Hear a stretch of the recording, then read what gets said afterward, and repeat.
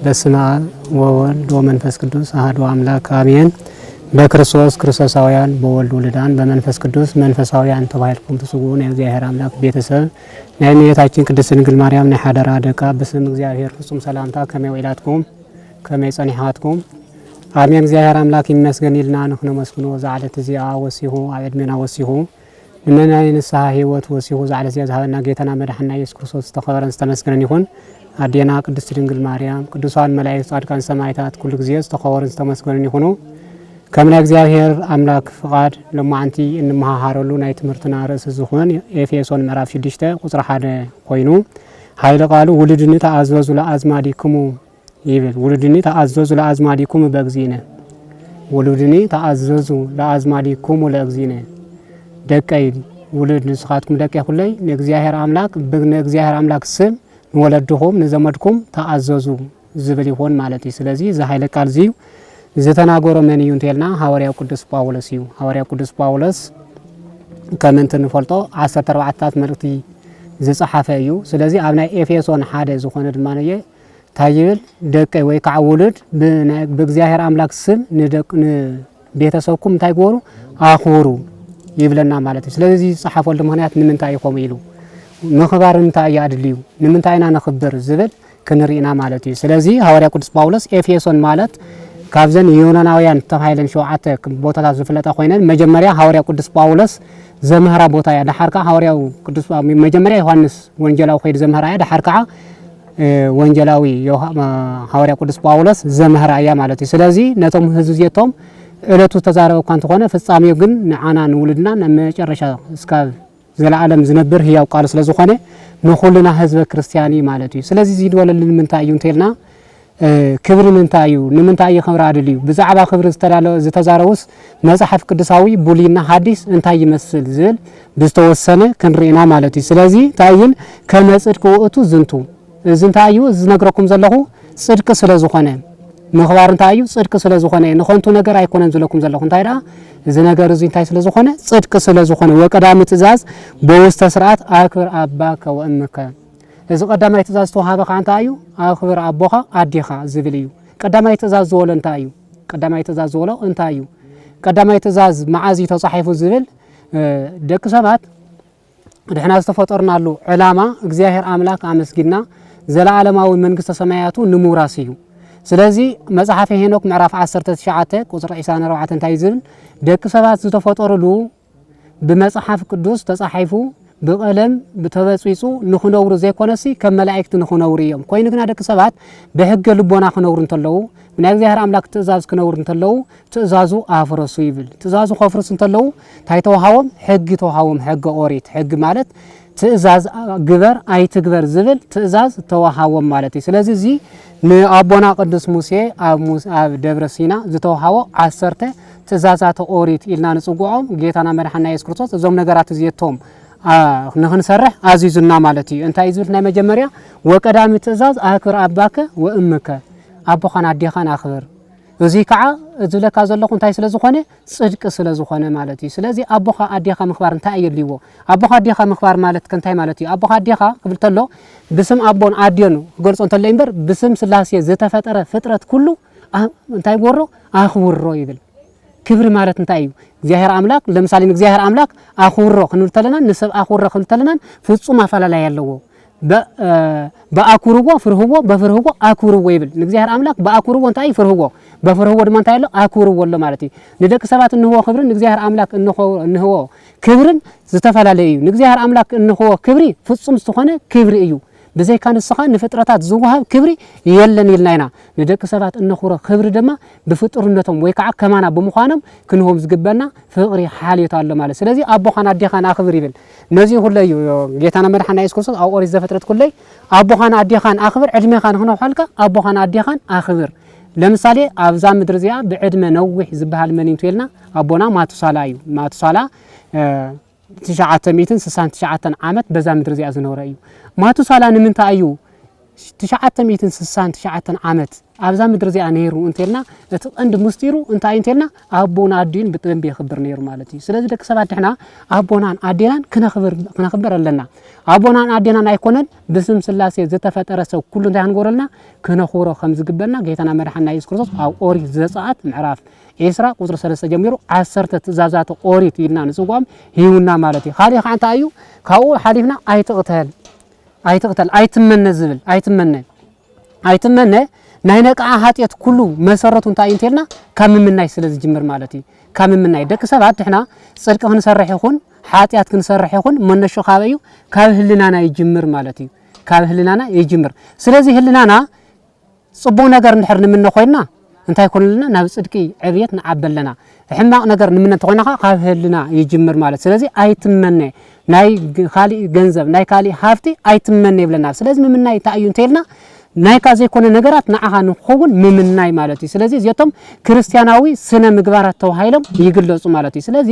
ንክርስቲያናዊ ስነ ምግባራት ነዚያቶም ንኹሎም አጠቃላለይ እንታይ እዩ እንተልና ፈሪሃ እግዚአብሔር ማለት ቀዳሚ ሐለጥ ፈሪሃ እግዚአብሔር አቦና መዝሙረ ዳዊት ምዕራፍ መዝሙር 110 ቁጥር 10 ክንሮን ተላንታይና ታይናነንብ ቀዳሚ ሐለጥ ፈሪሃ እግዚአብሔር ነዞም ኩሎም ነገራት እዚያቶም ናይ ክርስቲያናዊ ስነ ምግባራት ዝበሃሉ መሰረቶም እንታይ እንተልና እግዚአብሔር አምላክ እንታይ ምግባር መፍራህ ማለት እዩ እንፈርሕ እንታይ አይነት ተፈራራህ እዩ ዝብል ኩለዚ ክትንተን ዝግቦይ ማለት እግዚአብሔር አምላክ እንፈርሕ እንታይ እዩ ከይቀትለና ከይቀዝፈና ለምሳሌ ሓደ ሰብ እንፈትዎ በጣም እንፈትዎ ሓደ ሰብ እንድሕር እንፈትዎ ኮይና እንኹብሮ እንታይ እዩ ወይ ከዓ እንፈርሕነት ሰብ እንታይ እዩ ከይቀትለና ከይብለና ኢልና ታዲያ ከይቀየመና ኢልና ከይቀየመና ዝኾነ ጉለት ካባይ ከይረኽበልና ኢልና ማለት ስለዚህ እግዚአብሔር አምላክ ሁሉ እንፈርሖ ከይቀዝፈና ካሊልና ዘይኮነስ እንታይ ዳ ስለ ሓልየቱ ስለ ካብ ዘይምንባር ናብ ምንባር ዘምፀና ሁሉ ነገራት እንዳሓሰብና ንእግዚአብሔር አምላክ እንታይ ንገብሮ እንፈርሖ ማለት እዩ ነዚ ሁሉ መጽሐፈ ምሳሌ ምዕራፍ 1 ቁጥሪ 7 ናብዛ ምድር እዚኣ ካብ ትንቢት ዝጻሓፉ ይኹኑ ካብ ኩሎም ነገራት ብጥበብ ቀዳማይ ዝኾነ መን እዩ እንተልና ንጉስ ሰሎሞን ማለት ንጉስ ሰሎሞን ካብ ኩሉ ነገራት ኣብ ሰማያት ኩሉ ካብ ምድር ዘሎ ታሕቲ ኩሉ ረእኹ ኩሉ ነገር ግና ከንቱ እዩ መጽሐፈ መክብብ ክርተልና ኩሉ ካብ ምድር ታሕቲ ዘሎ እንታይ ኮንቱ ይልዎ ካብ ኩሉ ነገር ኮንቱ ይመስለ መጽሐፈ ምሳሌ ምዕራፍ 1 ቁጥሪ 7 እንታይ ይለና ቀዳሚሃ ለጥበብ ፈሪሃ እግዚአብሔር ካብ ኩሉ ናይ ኩሉ ዕውቀት ናይ ኩሉ መነሻ ግን እንታይ ይልና እግዚአብሔር አምላክ መፍራህ ይይልና ማለት እዩ ስለዚ እግዚአብሔር አምላክ እንፈርሕ እንድሕር ኮይና ደቂ ሰባት እንታይ ንገብር ነኽብር ማለት እዩ አቦና አዴና ነኽብር ነዚ ሁሉ እዩ ማቱሳላ 5 ወልኩም መጀመሪያ ኣብዚ ምድር እዚ ዕድሚ ዝነውሐሉ እንታይ እንተልና አቦና አዴን ብምዃሩ በስም ስላሴ ዝተፈጠረ ፍጥረት ድማ ሁሉ እንታይ ንገብረለና ክነኽብር ከም ዘለና መጽሐፍ ቅዱስ ብዝተፈላለዩ ነገራት ይእዝዘና ማለት እዩ ስለዚ እቲ መጨረሻ ከዓ ዘሎ እንታይ እዩ መጨረሻ ዘሎ መጽሐፍ ቅዱስ ወይ ከዓ ኦሪት ዘፍጥረት በፍቅረ እግዚአብሔር ተወዲ ብምንታይ ወዳ በፍቅረ ቢጽ ማለት አፍቅር ይጸከ ከመነፍስከ አርከኻሲ ከመነፍስኻ ፎቶ ይብለና ማለት እዩ ነዚ ሁሉ እዩ ናይ ሕግ ምሁር ዝተውሃይሉ ዝጽዋዕ ንጌታና መድሓኒና ኢየሱስ ክርስቶስ ሓደ ወጣት ንኽፍትኖ ኢሉ ናብ ጌታ መድሓኒና ኢየሱስ ክርስቶስ መጽኤል ወንጌል ማቴዎስ ታይልዎ ኩሉ ትእዛዛት ፈጺመ ነይረ መንግስተ ሰማያት ንኽወርስሲ እንታይ ክገብር ኣለኒ ኢሉ ሓተቶ ማለት እዩ እንታይ ክገብርልና ኢሉ ምስ ሓተቶ እዞም ክርስቲያናዊ ስነ ምግባራት ኩሉ ነገራት ምስ ገበሮ እዚኣቶም ፈጺሞዮም እየ ኩሎም ተሎ ንእግዚአብሔር አምላክ በፍጹም ልቦናኻ እንታይ ጎሮ ፍተዎ ወሎ ታኻለይተኻ እንታይ ትመስል ዓርከኻ ብጻይካ ከም ነፍስኻ ፍቶ ማለት እዩ ስለዚ ከም ነፍስኻ ምፍታው ማለት እንታይ ማለት እዩ ዓርከኻ ወይ ከዓ ቤተሰብ ብስም ስላሴ ዝተፈጠረ ሰብ ከም ብጻይካ ወይ ከዓ ከም ነፍስኻ ምፍታው ማለት እንታይ ማለት እንተልና እግዚአብሔር አምላክ ዝፈጠራ ነፍሲ አባኻ ዘላ ነፍሲ afta ዓርከኻ አላ afta ብጻይካ አላ ማለት ስለዚ ዛ ነፍሲ እዚያ ካብቲ ናይካ ብልጫ ንስኻ ክበጽሕካ ዘይትደልዮ ነገራት ዓርከኻ ኣብ ካልእ ሰባት ክወጽሖ ክትምነ የብልካን ማለት እዩ እንዲያም ካባኻ ንላዕል ክትፈትዋ ኣለካ ለምሳሌ ቅዱሳን ካብኦቶም ንላዕል ንሰባት ይፈቱ ማለት እዩ እንዳበቁ ከተለው ስለዚ ክርስቲያናዊ ስነ ምግባር ማለት መሰረቱ ደቂ ሰባት ድሕና ናበይ እንኸደሉ ጉዕዞ እዩ አዳም ቅድሚ ሙሳሓቱ ኣብ ገነት 7 ዓመት ዝነበራ ህይወት ናው ምምላስ ማለት እዩ ብቅድስና ብንጽህና ናፍቲ ዘለዓለማዊ ህይወት ንወርስ እዚ ነገራት እዚ ንኽንፈጽም እግዚአብሔር አምላክ ዘኣዘዘና ወይ ከዓ ግበሩ ኢሉ ዝሃበና ትእዛዛት እዩ ማለት እዩ አፍቅር ቢጸከ ከመ ነፍስከ እዚ ክንሓስቦ ተለና ኣብዚ ሕዚ እዋን እስክሪእዎ ከመይና ደቂ ሰባት እንፈቱ ስለዚ ደቂ ሰባት ከመይና እንፈቱ ንዓርስናኸ ዓርስኻ ምፍታው ማለት እንታይ ማለት እዩ ዝብል ክርኢ ግበና ማለት እዩ ስለዚ ቀዳማይ ጢሞቴዎስ ምዕራፍ 1 ቁጥር 5 ናይ ትእዛዝ ፍጻሜ እንታይ ይብለና በጎ ህልና ይሃለኻ ፍቅሪ ይሃለኻ እምነት ይሃለኻ ይብለና ስለዚ ናይ ክርስቲያናዊ ስነ ምግባር መሰረት እንታይ ይተልና በጎ ህልና ወይ ከዓ ንጹህ ህልና ምህላው ሰብ ንጹህ ህልና እንተሃሊዎ ዝሓስቦ እንታይ እዩ ስለ ሰማያዊ ዋጋ እዩ ስለ ምድራዊ ዘይኮነ ስለ ዘላለም ዋጋ እንዳሐሰበ ይነብር ንደቂ ሰባት ዝገብር ኩላይ ካብ እምነቱ አውሊጹ ንደቂ ሰባት ይገብር ምክንያት እንታይ ስለ ዘለዎ ንጹህ ህልና ስለ ዘለዎ ስለዚ ኣብ ቅድሚ እግዚአብሔር አምላክ እንነብረሉ ምድሪ ኣብ ቅድሚ ሰባት ንነብር ኣብ ቅድሚ እግዚአብሔር አምላክ ንነብር ማለት እዩ ንትእይታ ዝግበር ሰብ ንትእይታ ንሰርሖ ስራሕቲ ዋላ ሓደ ሰብ ምንም ለውጥ ከምጸልና ይኽእል ነው ህይወትና ለውጥ ከምጸልና ዝኽእል ኣብቲ ኩሉ ዝፈልጥ እግዚአብሔር አምላክ ኣብ ማእኸሉ እንገብሮ ስራሕቲ ኣነ እንታይ ይመስል ነዚ እዩ መጽሓፈ ኢዮብ ምዕራፍ 31 ቁጥር 6 ታይዘለ አነሲ በትክክለኛ ሚዛን ክምዘን ይብል በትክክለኛ ሚዛን ክምዘን በሰባት አይን ዘይኮነ በዝናይ ሰባት አምልኮ ወይካ አመላኻኸታ ትርኢት ዘይኮነሲ ብናይ እግዚአብሔር አምላክ ቃል ክምዘን ይብል ማለት እዩ ስለዚህ ደቂ ሰባት ምናልባት ሓደ ሰብ እገለኮ አቦውን አዲን በጣም ይዘኽበር እገለኮ አህዋቱ በጣም ይፈቱ እገለኮ ሰው ይፈቱ እዩ እገለኮ ሀገር ይፈቱ እዩ እገለኮ ቤተክርስቲያን ይፈቱ እዩ በደቂ ሰባት ክበሃል ይኽእል እዩ በእግዚአብሔር አምላክ ከመ እዩ ዝብዲና ንሓሶ ዝግበና ደቂ ሰባት ስለ ተዛረውልና ስለ ኾምዝ ይዝወልና ኣብ ህይወትና ዘምጽ ዋላ ሓደ ለውጥ የለን እንታይ ዳ እታ ንፈልጣ ድሕና ምስ እግዚአብሔር አምላክ ዘለና ህይወትና ግንኙነትና እንታይ ይመስል ዝል መሰረታዊ ህልናና ክንሓስወለና ህልና ካውዚ ይብጋስ ንጽቡቕ ነገር ንሕማቕ ነገር ካብ ህልናና ንብጋስ ነዚ መጽሓፍ ቅዳሴ ሁላይ ኣብ ቅዳሴ ግዜ እስመዎ ነውረ ህልና ይትከላ እቲ ኣብ ኣእምሮ ሕማቕ ኣብ ቅዳሴ ግዜ ለምሳሌ ሰብ ናብ ቅዳሴ ከቅድስ ክመጽ እንተሎ ተኣኪቡ ዘሎ እዚ ሰብ እዚ ይቅድሰሎ ኣብ ህልናኻ እንደሓሰብካ ሰብ ብተግባር ኃጢአት ዘይክሰርሕ ይኽእል እዩ ብህሉን ግን ኃጢአት ይሰርሕ ለምሳሌ ነዚ ኣብ ቅዳሴ ግዜ ከም ዝወልኩኹም ዲያቆን ዘኖታ ይዝን እስመዎ ነውረ ህልና ይትከላ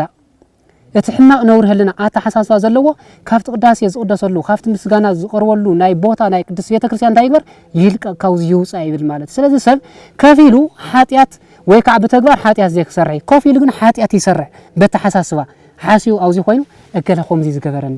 እገ ኣብ ቤተክርስቲያን እንዳቀደሰ ኮይኑ ምስጋና ናይ ቅዱሳን መላእክቲ ቅዱስ ቤተክርስቲያን ታያ ሕብረታዊት እያ ቅዱሳን መላእክቲ ጻድቃን ሰማዕታት ገሎም ዝወዱ ከም ቅዱስ ያሬድ ስውራን አቦታትና በሕብረት እንነብረላ ቤተክርስቲያን ስለዚ ኣብዚ ቤተክርስቲያን ኣብዚ ሕብረታዊ ቤተክርስቲያን ሰማያዊ ዝኾነ ዜማ እንዳተመስገነ ሰብ እንታይ ልክሓስብ ይኽእል ዝኾነ ስጋው ነገር ክሓስብ ይኽእል ኣብ ኣእምሮ ቅጽበት እዚ ሓሳብ እዚ ክመጽ እንተሎ እንታይ ይገብር ኣለዎ ክምለስ ኣለዎ እንተ ዘይኮይነ ከዓ ክወጽእ ኣለዎ ኢሉ ቅዳሴ ይእዝዘና ማለት እዩ ስለዚ ነዞም ምኽባራት ክርስቲያናዊ ስነ ምግባራት ንምኽባር መሰረተው እንታይ እንተልና በጎ ህልና ወይ ከዓ ንጹህ ህልና ምህላዊ እቲ ኻልኣይ እንታይ እምነት እዩ እምነት ነዚ ሐዋርያ ዮሐንስ አፈወርቅ እንታይ ይብል ዮሐንስ አፈወርቅ ንሓደ ገዛ መሰረት ኣለዎ መሰረት ዘይብሉ ገዛ ኩሉ የብሉን መሰረት ሃልይዎ ከዓ ጣርያ ወይ ከዓ ግድግዳ ተዘይሃልይዎ ገዛ ክበሃል ይኽእልን እቲ ግድግዳ ቆይሙ ከዓ ብላዕሊ እንታይ ይሽፈን ጣርያ ኢልና ንጽጓዕ ወይ ከዓ ብላዕሊ ቆርቆሮ ይክደን ማለት እዩ ስለዚ ነዚ እንታይ ይብሎ ሙስላ ዮሐንስ አፈወርቂ እቲ ግድግዳ ዝተባሃለ እንታይ እዩ ሃይማኖት እዩ ማንም ሰብ መጀመርያ እንታይ ክሕዝ ኣለዎ ሃይማኖት ክህሉ ኣለዎ ሃይማኖት ስለለኒ ዝበልካ ሃይማኖት ክህልወካ ይኽእልን በፍጹም ሓደ ሰብ ክርስቲያን ስለዘለ ክርስቲያን ክኾን ኣይኽእልን ሰብ ብስም ክርስቶስ ተጠሚቁ ብስም ክርስቲያን ተዋሂሉ ክርስቲያናዊ ስነ ምግባር እንተ ዘይፈጽም ዋጋ ይውል ነዚ እዩ ሐዋርያ ቅዱስ ጳውሎስ ዕብራውያን ምዕራፍ 11 ቁጥር 1 ሃይማኖትሰ ጥይቅ ትእቲ ለዘይስፈዋ ሃይማኖት ተስፋ ንዝገበራ እንታይ ያ በዓላ እንታይ ያ ዝተረደአት እያ ይብል ዝተረደአት እያ ስለዚ ሓደ ሰብ ሃይማኖት ኣለኒ ኦርቶዶክስ ተዋህዶ ኣማን ኮየ ኣነኮ አገልጋሊ አነኮ ሰባኺየ አነኮ ኾምዚየ አነኮ መጽዋትየ አነኮ ኾምዚ አኽባርየ ስለዝበለ ስተሰብ ንሱ ክርስቲያናዊ ስነ ምግባር ፈጽሙ ወይ ከዓ ጸዲቁ ማለት አይኮነን ታይዳ ሃይማኖት ተጠይቅቲ ኢት ለዘይስፈዋ ሃይማኖት ተስፋ ንዝገበራ እንታያ በዓላ ዝተረደአት እያ ንስኻ ኣብ ምንታይ መሰረት ምህላኻ በየናይ ሚዛን ተመዚንካ ትክክለኛ ሃይማኖት ኣመላኻኽታ ከም ዘለካ እግዚአብሔር አምላክ ስለዝፈልጥ ማለት እዩ ስለዚ ነዚ ዮሐንስ አፈወርቅ ሃይማኖት ነዛ ሃይማኖት መሰረት ዝወለንታ እዩ ሃይማኖት እዩ ሰብ ሃይማኖት ካህል ወለዎ ካብ ሃይማኖት ከዓ እቲ ግድግዳ ዝወለንታ እዩ ምግባር እዩ ስለዚ ናይ ማንም ሰብ ብስም ክርስቶስ አሚኑ ካብ ወዲ 7 ዓመት ጀሚሩ ዘሎ ኩሉ ነገራት ክርስቲያናዊ ስነ ምግባር ፈጽሙ ዘለዓለማዊ ህይወት ክወርስ እዞም ነገራት እዚያቶም ክፈጽም ይግብኦ ማለት እዩ ስለዚ ድሕናኸ ዝብል እዩ ሕዚ ሰብ ምምሃር ይከኣል እዩ ምግልጋል ይከኣል እዩ ብዙሕ ነገራት ምግባር ይከኣል እዩ እቲ ኩሉ ነገራት ዝበሃል ግን ኣነ ኸዝብልከ ድሕናኸ እንታይ ንመስል እስኪ ንዓኻትኩም ክሓተኩምና እንታይ ይመስል ኣሕዋተይ أحواتنا نخبر دو بسم سلاسي استفترة فترتنا نخبر دو أو سنة تمرتي أو أقلقلتنا زلو مسانا زلو أقلقلتك نخورم دو زبل نقرات كما إنا نريو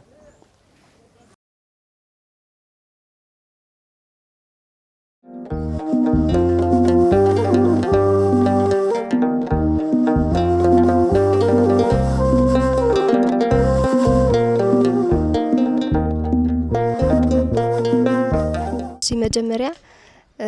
حقيقات بيت كريستياننا ويم دما كريستيانا وسنن مغوار هيوتنا خمي غيرنا اينا خنا تغورو خنلن كلنا مجمريا زوم سرعاتات زيوم ويم دما زوم اغزاهير زهبنا حقيقات بدنب غيرنا خنفلطوم يغبأنا غويتانا مدحنا ኢየሱስ ክርስቶስ ንኣና ዝሃቦም ናብ ጽድቅ ክመርሑና ዝኽእሉ 10 ዝኾኑ ሕግታት ሂብና እዩ እንደውም ዞም 10 ሕግታት ድማ ብፍቅሪ መሰረት ክንሪኦም ከለና ኣብ ክልተ ከፊልና ክንሪኦም ንኽእል ኢና تحدى فقر إجزاء تحدى دما فقري بيت ويدما ناي محازخ فقري زغلط خوينم بفقر مسرت أو كل تخافيلنا كنريهم نخلينا لنا زوم حكتات زيوم أهوتنا خمي جيرنا أينا خنا شرفه من نخل كنودن دحر كوينا مجمريا كلنا جرز جمر كفقر أيو نحنا نايقويتانا مدحنا يسوع كريستوس ذهبنا إزازات حكتات كنفت من دحر تأخوينا كفقر تلعيلنا نو خاف زلنا فقر تلعيلنا نوتهم مسانا زلو خمانا زمسولو بإجزاء أمثال استفتور سواتون أخوراتن فقرن كلنا خل أيو إذن جرز زي خنا شرفان نخل مالتيو إن زوم نجارات زيهم دما كسب أصلنا جبرنا بلمدي خعوي زكاليوم بحدا جزيزي كونس كسب أصلنا جبرنا أو هيوتنا أو النجارة خاف نشتي مكس قصات أتحيزو خاف جزاز كل نجار دما خاف جزاز جمرنا خاف جزات حيزنا نولدنا خام خوار نحواتنا كمت إزاز كمون أو بيت مرتنا خيرنا ونس محازتنا خاف زلنا مكوارن ممهرنا خاف زلنا تأزازنتن زوم حكتات زيهم كسب قص إن تجورنا يوم خنخير نخلينا تكريستياناوي هيوت بخمينا خنا تجورو خمي تجورو لهم مس منفساويان حواتكم ك بخمي ناف تجوار تشرف هو زلهم إن بيت سوكم ك بخمي زبل كم تعنتو يلوم ممهرنا وندا قدرت وصنحو نا كل مسرات أو جزاء خاينا نا يمانت مسرات أو جزاء يجمر كولد مالتي زي عند حرة ولدي بس جبأ تماهيرهم عند حرة عبيمهم ندقم زبالة كريستيانا وهيوت تأنكر رخوين عبي يخليو حزكم كمان خمريو خلنا جنا اتفقر بخمينا نقلصو عز حزقوان نتحاوسنا زلي مثلني مستناي علماوي نجار فقر بخال بيستفلي ملكو عندها تترجمه ويدمات كريستيانا وهيوت بخالي شفان جنزوا وشفان نخونا زخيد اللو خويني مثلني نز حزوان اتفكر بيص استوحل حزقوان ترينا كبيديو زحزوان نبصايكا ناتكا مسوات سونتكا مسوات بخالي او قدمي نمحلف ان كل جنا بلممدنا بقاسيلو زعبي مخانو يخم تعنتو الى حفتنا وندا غلصتو صنحت كل ነገር መጀመሪያ እንድሕራ بصبق فتنه እንድሕራ ጀሚሩ ከም ዘይቅጽል ውን ይኽእልና كل ነገር ንጀምሮ بقاس እና ብልምምድ እንድሕራት ኮይኑ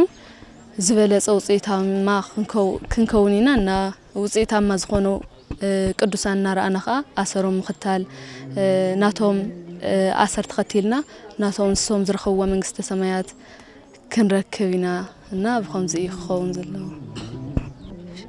እሺ محواتي كل ገሊጾን አንዴን ንምግላጽ ዝኣክል እዩ ንምሃሮ ዘለና ኮርሲ ክርስቲያናዊ ስነ ምግባር እዩ ክርስቲያናዊ ስነ ምግባር ክብል ከሎስ ከም ተመምርና እናገለጸልና ጸንሐ ኣብ ገዛዩ ጅምር ይልና ወላዲ ንደቁ ከዕብ ከሎ ብስነ ምግባር ከዕብ ከሎ ስነ ምግባር ማለትስ በቃ ተዛዓቢ ነገር ይለያ ነዝገልጾ ዋላ ሰብ ብዙሕ ትምርተ ይሃልቦ ትዝበለጸ ህያው ግን ኣነ ስነ ምግባር ኢላ ገልጾ ይዝኽል ስለዚህ ስነ ምግባር ድማ ካብ ገዛዩ ጅምር ማለት እዩ نولدخ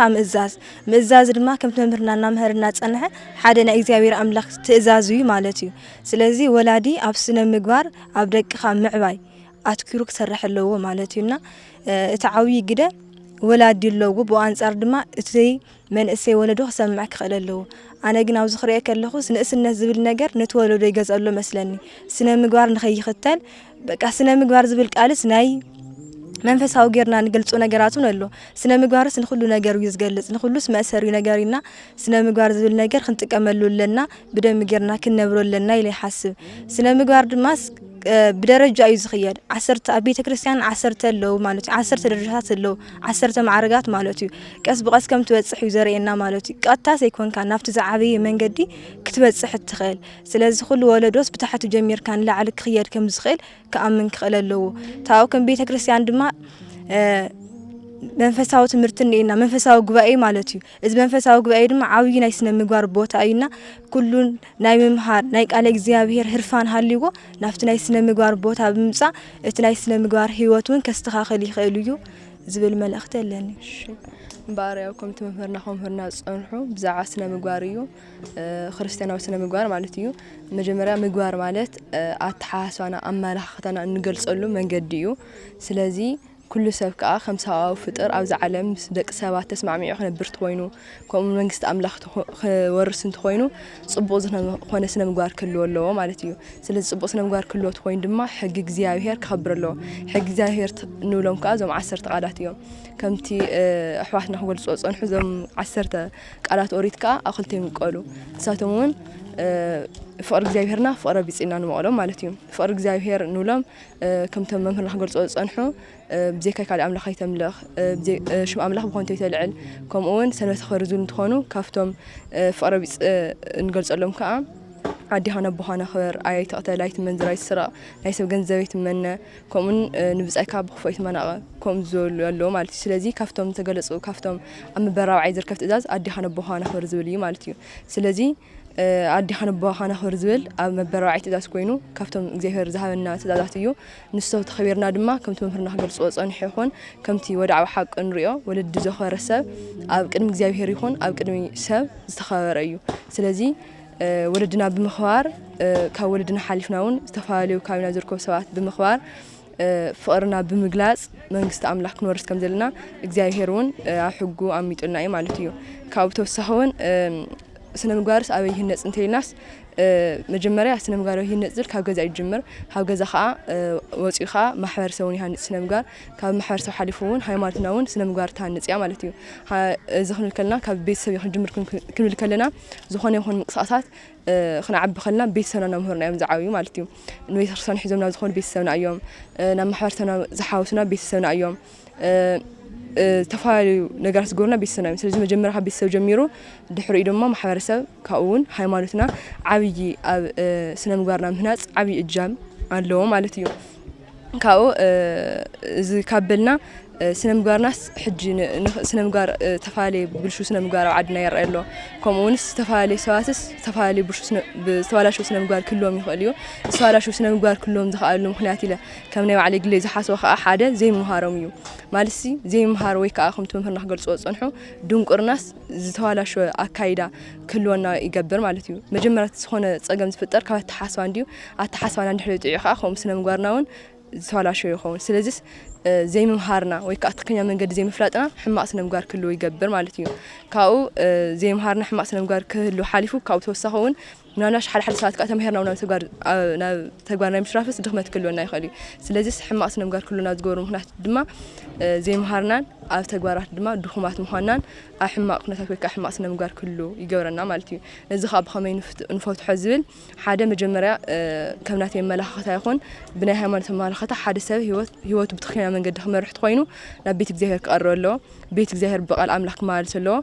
سلازي إذا تغير دما تقنيا سنة مقار كله أيو مالتي بخيدي بهدات كله أيو كأونا وعلى سعرون دليتون كله خلال له سنة مقار سستحال الخول بسم الله وولد ومنفس قدوس أحد أملاك آمين لممهرنا قاليوت يسمعلنا أسفلك أو أسفل ممهران يخفللنا نيتمرتنا رئسي حواري قدس باولوس نا إفيسون 7 صحافو ملأختي إفيسون معرف 6 وزر حدا ولودني تعززوا لأزمادكم زبل هايلك قالنا نتمهرنا نيرنا إذا تمرت زي قال زي بزبلة كريستياناوي سنة مقبار زقلت لنا قاليو مالتيو سلازي كريستياناوي سنة مقبار كريستياناوي هوت انتهي مالتيو اندحريلنا كريستنا مالت نجزابير أملاك نكريستوس ممثاليو حواري قدس باولوس انتهي لنا ناي قرنتوس 7 قداماي قرنتوس معرف 11 وزر حدا تمثلوا تشاي بكم انا تمثلوا لكريستوس انا نكريستوس كم زمثل نساتكم دما نعي مثلوا يبلنا سلازي كريستياناوي هوت ክርስቲያናዊ ስነ ምግባር እንታይ እዩ እንድሕርና ንክርስቶስ ንመስሎ እዩ ብምንታይና ንክርስቶስ ንመስል እንድሕር ተባሂሉ ናይ መጀመርያ ብፍቕሪ ንክርስቶስ ንመስል ኣብዚ ምድሪ እዚ ኣለዉ ካብ ዝበሃሉ ፍቕርታት እቲ ዓብዪ ፍቕሪ ናይ ኣዶን ናይ ውላድን ፍቕሪ እዩ ኣዶ ንውላዳ ትፈቱ ውላድ እውን ኣዲኡ ይፈቱ ውላድ ነዲኡ ዝፈቱ ኣዲኡ ብዙሕ ውዕለት ስለ ትፍፅመሉ እያ ኣዶ እውን ንውላዳ ትፈቱ ንወዳ ንዓብዪ ደረጃ ክተብፅሕ ብዙሕ መስዋዕትነት ስለ ትኸፍል እያ ማለት እዩ ስለዚ ከምቲ እግዚኣብሔር ኣምላክ እግዚኣብሔር ኣብ መጽሓፍ ተጻሒፉ ንረኽቦ ነቲ ቀዳምን ተኸታልን ዘይብሉ በኹሪ ወዱ ክሳብ መሃብ ነዚ ዓለም እዚ ሓሊፉ ክሳብ መሃብ ናብዚ ዓለም እዚ ክሳብ ምልኣኽ ብዘይ ምኽንያት ፈትይዎ ከም ዝብል ንሕና ደቂ ሰባት ብምኽንያትና ንፈቱ እግዚኣብሔር ኣምላክ ግን ብዘይ ምኽንያት ዝፈትሞ ንክርስቶስ ንመስለሉ ብፍቕሪ እዩ ካሊእ ብትዕግስቲ ንጎይታና መድሓኒትና ኢየሱስ ክርስቶስ ንመስል ማለት እዩ እግዚኣብሔር ኣምላክ ጎይታና መድሓኒትና ኢየሱስ ክርስቶስ ንይሁዳ ዝተዓገሶ ትዕግስቲ ርኢና ኢና من نصفعك ومن نكرعك كم ذلك هزاونتن كلنا من صفعك من وقعك تباهيلو زنجر زنبره ما امره كلن كله كل زفلطون كله لبن كلاليتن زمرمرن كله ግን من صفعك من ቆርጠጠካ እንዳበሉ ይዝብትሉ ይሕንጭጭሉ ነይሮ ማለት እዩ ስለዚ ብትዕግስቲ ንክርስቶስ ንመስል ብትሕትናው ንክርስቶስ ንመስል ትሕትናና ክሳዕ ምንታይ እዩ እንድሕር ተባሂሉ ንሱ መምህርን ከሎ ጎይታን ከሎ ናባርያ ከይዱ ይተጠመቀ ማለት እዩ እግሪ ናይ ደቀ መዛሙርቱ እግሪ አርዳዩ ሐጻበ ኮኖሙ አበ ወእመ ወመሃሮሙ ጥበበ ተባሂሉ ከምስተ ነገረ ናይ ደቀ መዛሙርቱ እግሪ ክሳብ ምሕጻብ እዩ ነይሩ ትሕትኑ ማለት ስለዚ ክርስትና ህይወት ክርስትና እንታይ እዩ እንድሕር ተባሂሉ ደቂ ሰባት بفقر እግዚአብሔር ተሳሒቦም بحጉ ጸኒዖም ሰላማዊ ሐቀኛ ዝኾነ ሰላም ሐቀኛ ዝኾነ ዕረፍቲ ደልዮም بحጉ ጸኒዖም አቤቱ እንዳነበሩ ንመላእክት መስሎም ቅዱስ ቅዱስ ቅዱስ እግዚአብሔር ጸባኦት እንዳበሉ እንዳመስገኑ ዝነብርዎ ናብራ እዩ ማለት ስለዚ ሓደ ክርስቲያናዊ ሰብ ታዩ ረዋሒኡ እንድሕሪልና ካብ ስጋዊ ሐሳብ ካብ ስጋዊ ፍቃድ ርሒቁ መንፈሳዊ ሐሳብ መንፈሳዊ ፍቃድ ዝፈጽም ካብ ድማ ሰማያዊ ርስቲ ሰማያዊ ዓስቢ ዝጽበ እዩ ጎይታና መድኃኒትና ኢየሱስ ክርስቶስ ወንጌሉ እንታይ ይብለና መቅደመ ኩሉ ህሱ መንግስቶ ወጽድቆ ቅድመ ኩሉ መንግስቱን ጽድቁን ሓሉ ሕሰቡ ድለዩ ይብለና ማለት ስለዚ ክርስቲያናዊ ስነ ምግባር ክንማር ከለና ክርስቲያናዊ ህይወቱን ክንነብርን ከለና ቅድም ሁሉ ሰማያዊ ርስቲ ሰማያዊ ዓስቢ ክንጽበ ከም ዘለና ዘዝንኤ ንርኢ ማለት እዩ ስለዚ እዚ ትምህርቲ እዚ እንታይ ይጠቅመና እንድሕር ተባሂሉ ዝተስተኻኸለ ምግባር ዕሩይ ዝኾነ ምግባር ንኽህልወና ይጠቅም ማለት እዩ ኣብዚ ሕዚ እዋን ወለዶ ንኸስሮ ዘለና ብዙሕ ስሕተታት ዝንኤ ዝተስተኻኸለ ምግባር ዕሩይ ዝኾነ ምግባር ብዘይ ምህላው እዩ ዕሩይ ዝኾነ ክብል እንከሎ ዝተበላሸወ ነገር እንኤ ማለት እና ካብ ጸልማት ብርሃን ካብ ጸጋም የማን ዝመርጽ ወለዶ ዝህነጸሉ ትምህርቲ እዩ ማለት እዩ ስለዚ ኣብዚ ሕማቅ ስነ ምግባር ክህልወና ካብ ምንታይ ዝተበገሰ እዩ ሕማቅ ስነ ምግባር ዘለና ወይ ዝህልወና እንድሕር ተባሂሉ ክርስቲያናዊ ስነ ምግባር ጠንቂቅና ብዘይ መምሃርና ተማሂርናውን ብዘይ ምትግባርና እዩና ሕማቅ ስነ ምግባር ካብ ምንታይ ዝጅምር ወይ ከምዚ ክህሉ አየና እዩ ዋና ነገሩ እንድሕር ተባሂሉ አተዓባብያ እዩ ኣብዚ ሕዚ እዋን እቶም ወለዲ ንደቆም ኣብ ዓብይ ትምህርት ቤት ብዙሕ ገንዘብ ፈሰስ ገይሮም ብዙሕ ገንዘብ አፍሲሶም ንደቆም ኣብ ዓብይ ትምህርት ቤት ይምሩ ብዙሕ ገንዘብ አውጽሙውን ዝተመረጹ ምግብታት ዝተመረጹ ክዳናት ዝተመረጹ ጫማታት ክረግጹ ክለብሱ ይገብሩ ወለዲ ማለት እዩ ይኹን እምበር ከምቲ ዓንቶ መምህርና እንዳበልና ዝነበሩ ቀዳሚ ሃለ ጥበብ ፈሪሃ እግዚአብሔር ናይ ጥበብ መጀመሪያ ንእግዚአብሔር አምላክ መፍራህ ይሉ ልብ አምላክ ዳዊት ነጊሩና እዩ ወዱ መስተሳለም ሰሎሞን ውን ጥበበኛ ንጉስ ሰሎሞን ውን ነጊሩና መጽሐፍ ምሳሌው ነጊሩና እዩ ስለዚ ወለዲ አተዓባብያ ንውላዶም እንድሕር አባላሽም እንድሕር ብስርዓት ብምግባር እንድሕር ተዘዕበየምዎ ተወለደውን استستخاخله ولدو كوينو أي عبن زله مالتيو سلازي حماس نمقار كله زخل كابت تعبابي أيو مالتيو كالاي كمتي ولدنا بمثالي زنقرنا مسعر جازو على إلهم زمسلوا مثالي اللو مالتيو سلازي محازا عبي صعنتو يفتريو بلب أملاك راويتون مثل طوايت تقوي مثل هوري تكون يلو مثل نصحو تكون يلنيرو سلازي مستواي طوي تكون يخا خمس بلو محازا أو كريستياناو سنة مقار أو كريستياناوي هوت عدلاين عبي صعنتو تلواز فتر እዩ ማለት እዩ ስለዚ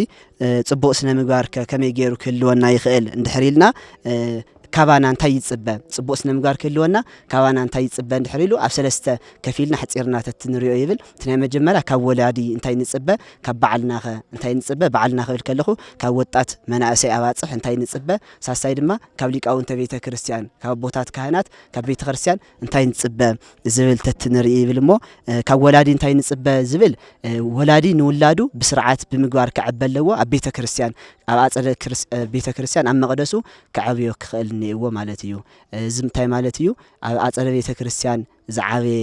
ሰብ ንባዕሉ ተሪፉ ንወለዱ ንቤተሰቡ ንዓዱ ንሃይማኖቱ ዘቐንዕ ስለ ዝኾነ ማለት እዩ ስለዚ ወለዲ ንደቆም ክዓብዩ ከለዉ ብጥበብ ብምስተውዓል ክዓብዩ ከም ዘለዎም ካብ ቤተ ክርስቲያን ከይፈለዩ ኣብ መቅደስ ደቃቶም ክዓብዩ ከም ዘለዎም ንምልከት ማለት እዩ እዚ ቃል እዚ ክንሓስብ ከለና ሉቃስ ወንጌል ዝጻሓፎ ቃል ኣሎ ብዛዕባ ነብይት ሃና እታ 84 ዘመን ዓመት ዝገበረት ነብይት ሃና ክዛረብ ከሎ ብለይትን ብቀትርን ብጾምን ብጸሎትን እንዳገልገለት ቤተ መቅደስ ተገልግል ነራ ይብለና ማለት ስለዚ ኩሉ ወላዲ ንወዱ ንደቁ ኩሉ ግዜ ብቀትሪ ብለይቲ ኣብ ቤተ መቅደስ ብጾም ብጸሎት ክጽመድ ብጾም ብጸሎት ንእግዚአብሔር አምላክ ከገልግል ክፈቅድ ይግባእ ማለት እዩ ቅዱስ ያሬድ እውን እንታይ ይብለና እዩ ጂሱ ሃቢሃ ይብል ናብ ቤተ ክርስቲያንስ ገስጊስኩም ኪዱ ይብል ከይድና ከንታይና ክንገብር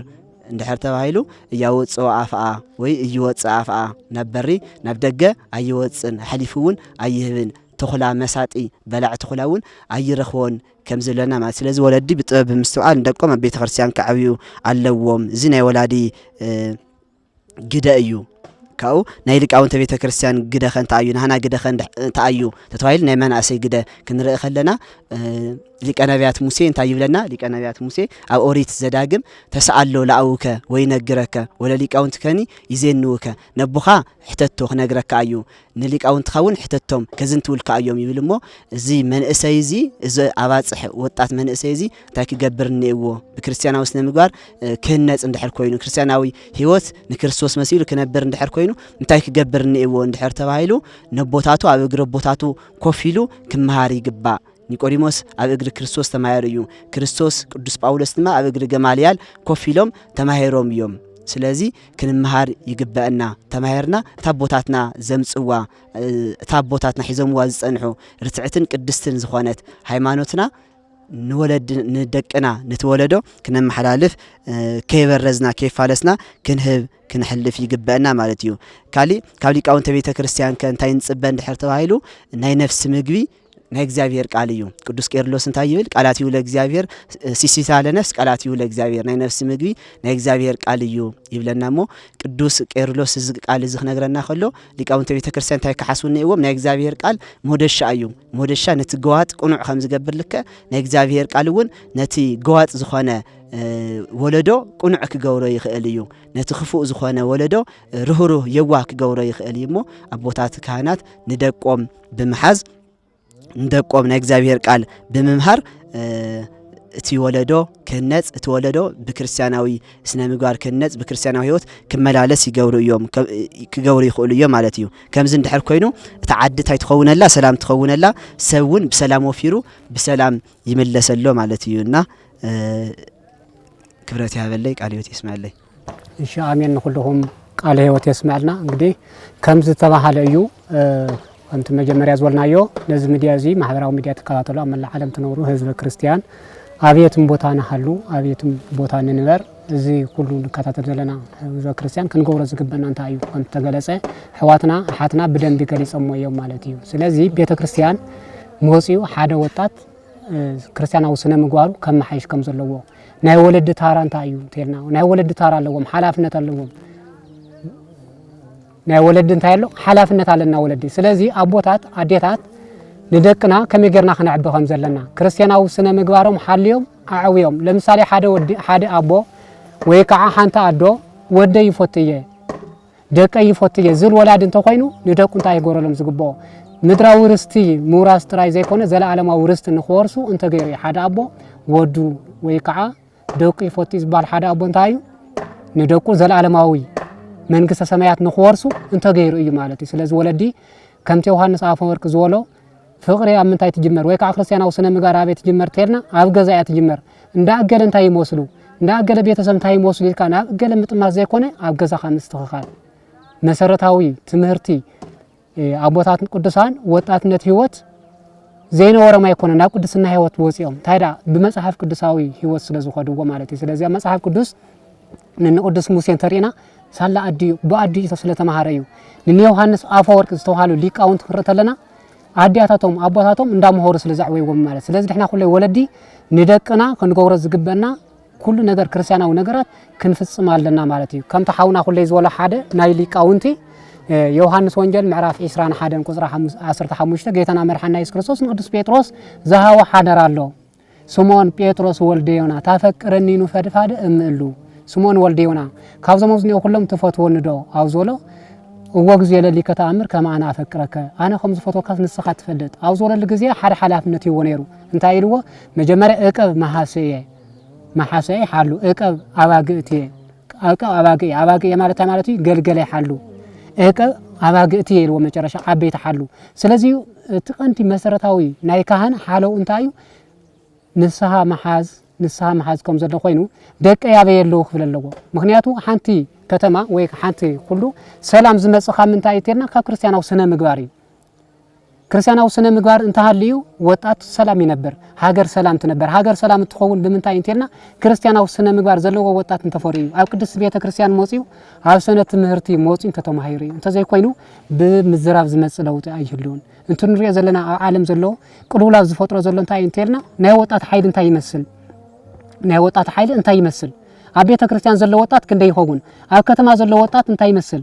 ክርስቲያናዊ ስነ ምግባር እስና ቤተ ክርስቲያን ዝመጽ ዘሎ በት እግዚአብሔር አምላክ ዝደልዮ ክርስቲያናዊ ስነ ምግባርከ እንታይ ተሞዚኑ እንታይ ይመስል ዝልክሪዮ ተለና ራእይ ወስኪ